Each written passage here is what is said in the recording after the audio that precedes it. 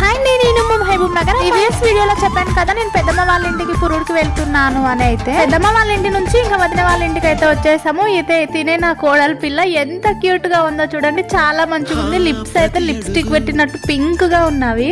మా కోడలి పిల్ల అయితే మార్నింగ్ నుంచి ఏడుస్తూనే ఉందంటే ఇంకా అత్తల వెళ్ళినాక ఏడుపు మానేసి పడుకోవడం అయితే స్టార్ట్ చేసింది. మస్తు మంచిగా అయితే పడుకుంటుంది.